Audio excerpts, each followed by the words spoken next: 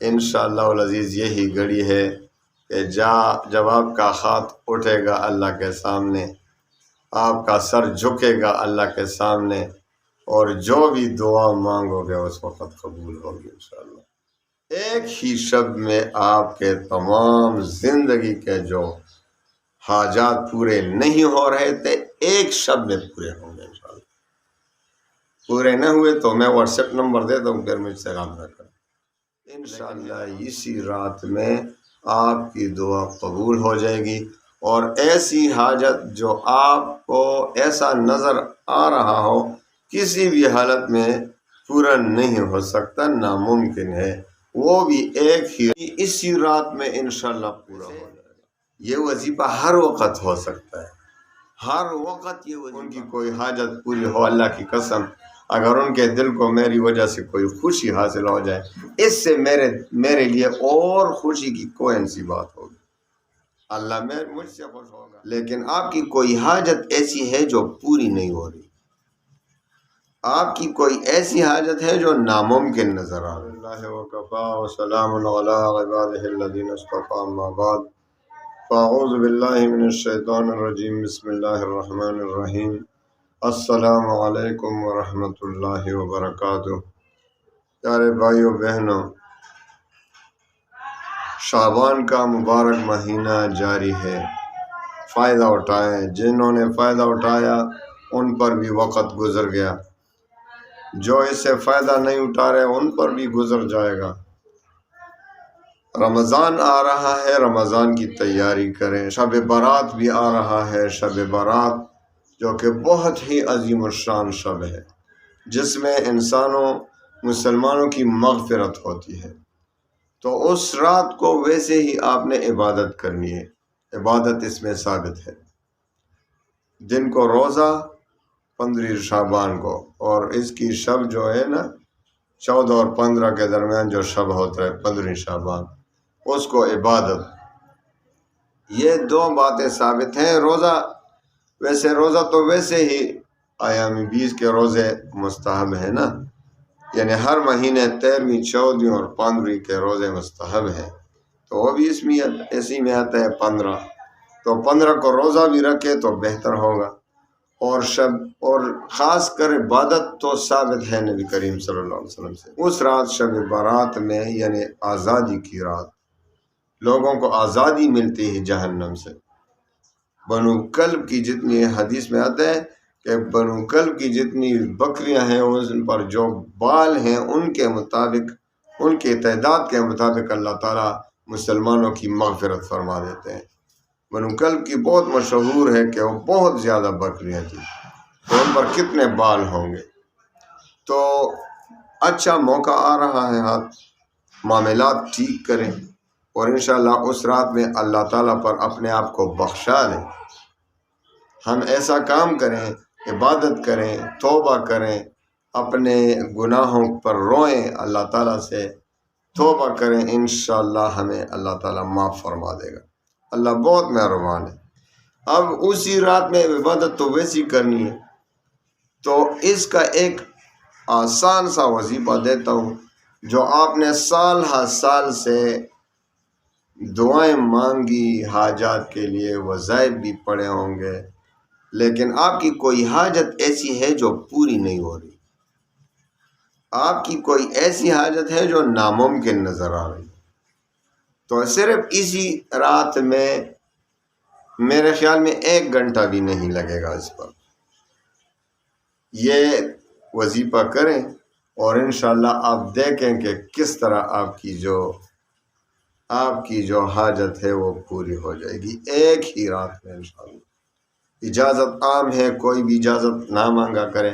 بہت سے لوگ بار بار میرے کہنے کے باوجود کہ بھائی اجازت عام ہے، میں آپ کو کسی لالچ کی بنا پر اجازت نہیں دیتا، میرا مقصد صرف خیر الناس من ینفع الناس پر عمل کرنا ہے انشاءاللہ۔ حدیث میں آتا ہے کہ تم میں بہترین وہ ہے جو انسانوں کو فائدہ پہنچائے۔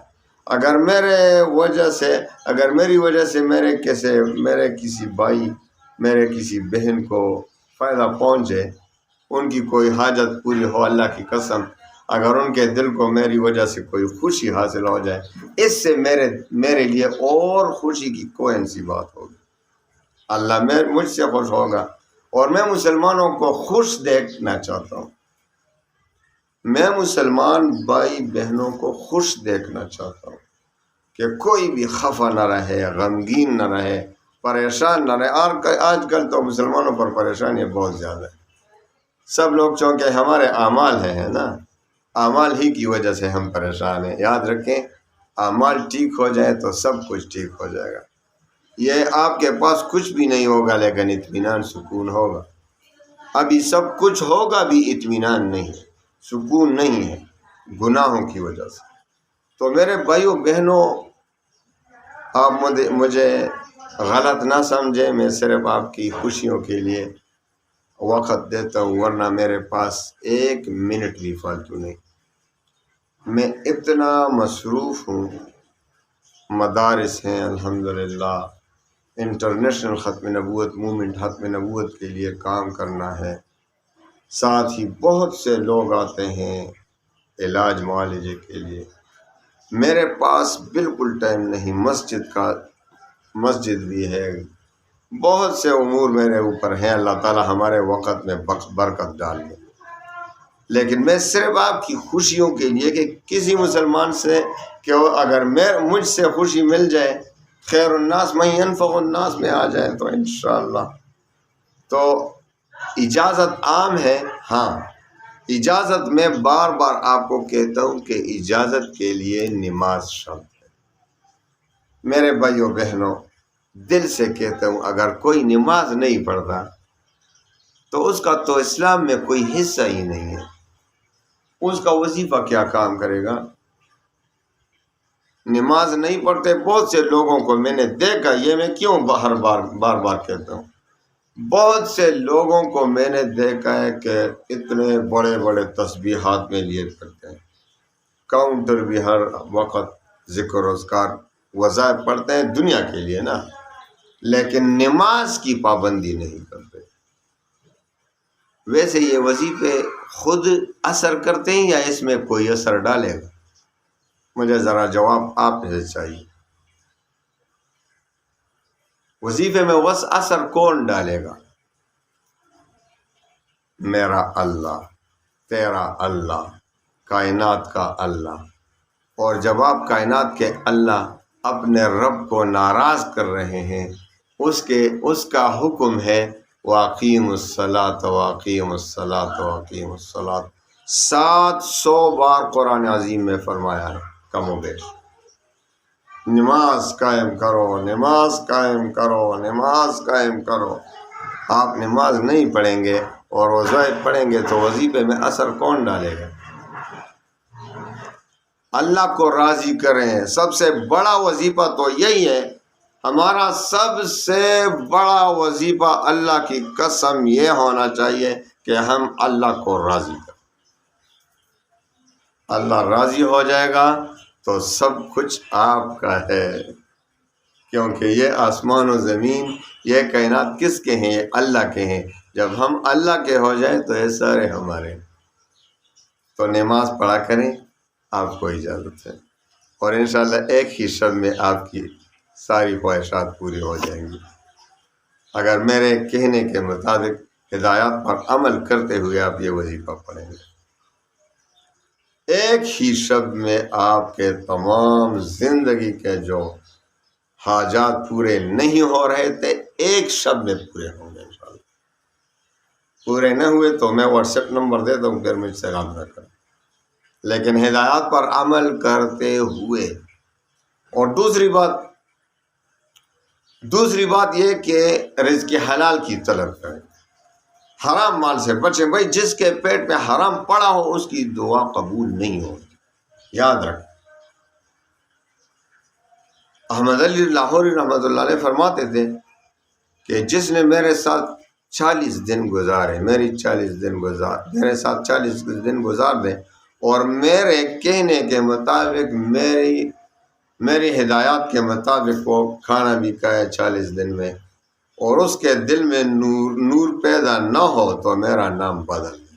یعنی لوگ حرام حلال کی تمیز نہیں کرتے آج کل، تو اس لیے ہم پر پریشانیاں آتی ہیں، ہماری دعائیں قبول نہیں ہوتی پھر۔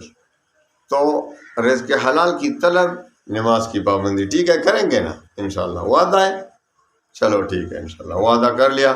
اب نماز کی پابندی اور کوشش کریں گے، اللہ پر امید کر کے اللہ سے مدد بھی چاہیں گے کہ اللہ ہمیں حرام سے بچا، حلال ہمیں اپنے خزانوں سے حلال مال دے، حرام سے بچائے رکھ ہمارے بچوں کو ہمیں۔ پھر وظیفہ شروع کریں۔ یہ کیوں میں کہہ رہا ہوں کہ شب برات میں یہ وظیفہ کریں؟ ویسے یہ وظیفہ ہر وقت ہو سکتا ہے، ہر وقت یہ وظیفہ کام کرے گا، لیکن مجھے اپنے شیخ سے یہ بات ملی تھی، اس نے مجھے بتایا تھا، فرمایا تھا کہ بیٹے یہ وظیفہ صرف شب برات کا نہیں ہے، ہر وقت ہر شب جب بھی آپ یہ وظیفہ پڑھیں گے کام کرے گا۔ لیکن اس نے کہا کہ شب برات آ رہا ہے، اگر شب برات میں کریں گے تو شب برات میں قبولیت کی زیادہ امید ہے، کیونکہ شب برات بہت ہی مبارک رات ہے، ویسے ہی مغفرت ہو جاتی ہے تو وظیفہ بھی قبول ہو جاتا ہے، تو شب برات میں کریں تو بہت بہتر ہوگا، ورنہ ہر شب آپ اس کو کر سکتے ہیں۔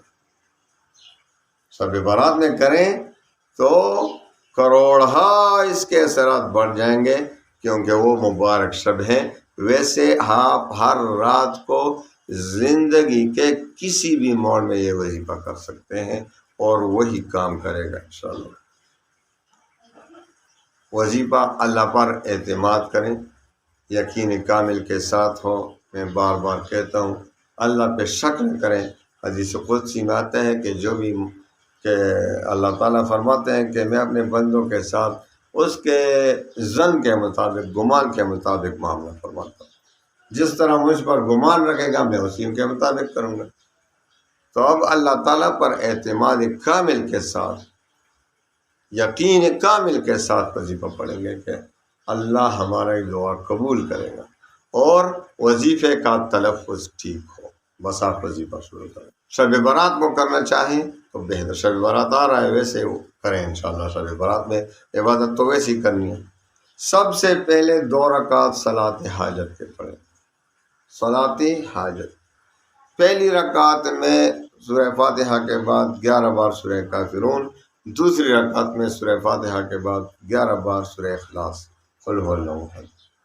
اس کے بعد 100 بار درود شریف پڑھنا ہے، 100 بار جو بھی درود ہو، مختصر درود کیوں نہ ہو۔ 100 بار درود کے بعد استغفار پڑھیں، خوب دل سے، زبانی نہیں، زبانی بھی ہو ساتھ، زبان بھی ساتھ ہو لیکن دل بھی ساتھ ہو، دل اور زبان دونوں ساتھ مل کے یہ وظیفہ پڑھ رہے ہوں کہ اللہ تعالیٰ کے سامنے میں توبہ کر رہا ہوں، استغفر اللہ الذی لا الہ الا هو الحی القیوم واتوب الیہ، یا کوئی اور استغفار جو حدیث میں آتے ہیں، 100 بار پڑھیں۔ اس کے بعد 313 بار سورہ توبہ کی آخری 2 آیات پڑھیں۔ لقد جاءکم رسول من انفسکم عزیز علیہ ما عنتم حریص علیکم بالمؤمنین رؤوف رحیم فإن تولوا فقل حسبی اللہ لا الہ الا هو علیہ توکلت وہو رب العرش العظیم۔ 313 بار پڑھیں اور اس کے بعد پھر 100 بار استغفار کریں، 100 بار استغفار کریں اور آخر میں پھر 100 بار درود شریف پڑھیں۔ بس انشاءاللہ العزیز یہی گھڑی ہے کہ جب آپ کا ہاتھ اٹھے گا اللہ کے سامنے، آپ کا سر جھکے گا اللہ کے سامنے، اور جو بھی دعا مانگو گے اس وقت قبول ہوگی انشاءاللہ، لیکن شرائط کے ساتھ، جس طرح ہدایات میں نے دیے آپ کو۔ ایک تو استغفار کو صرف زبانی نہیں بلکہ توبہ کی نیت سے اپنے گناہوں کو یاد کر کے توبہ کریں کہ میں تمام گناہوں سے توبہ کر رہا ہوں، گڑ گڑا کر پھر روئیں، دعا کریں انشاءاللہ اسی رات میں آپ کی دعا قبول ہو جائے گی، اور ایسی حاجت جو آپ کو ایسا نظر آ رہا ہو کہ یہ کسی بھی وجہ سے کسی بھی حالت میں پورا نہیں ہو سکتا، ناممکن ہے، وہ بھی ایک ہی اسی رات میں انشاءاللہ پورا ہو جائے گا۔ اور آپ ایک بار زندگی میں اس پر تجربہ کریں، انشاءاللہ مجھے بھی یہ دعاؤں میں یاد رکھیں گے۔ اخلاصی نیت کے ساتھ پڑھیں اور اللہ پر اعتماد و یقین کامل کے ساتھ اس وظیفے کو زندگی میں ایک بار، اور جب بھی کوئی ضرورت پڑے، جب بھی کوئی ضرورت پڑے تو اس وظیفے کو ایک بار کریں۔ ایک بار ہے، ایک ہی بار سے انشاءاللہ آپ کی ٹینشن، آپ کی پریشانی ختم، آپ کا حاجت پورا ہو جائے گا انشاءاللہ۔ اللہ تعالیٰ تمام مسلمانوں کی غموم و ہموم کو خوشیوں میں بدل دے۔ میری دعا ہے کہ اللہ تعالیٰ شعبان کی برکت سے، اللہ تعالیٰ رمضان بھی آ رہا ہے، ہمیں سب کو اچھی صحت دے کہ رمضان کے روزے رکھیں، اس میں عبادات کریں، شب برات میں عبادت کریں انشاءاللہ۔ اللہ تعالیٰ تمام مسلمانوں کی تمام حاجات کو اپنے خزانہ غیب سے پورا فرمائے۔ وآخر دعوانا ان الحمد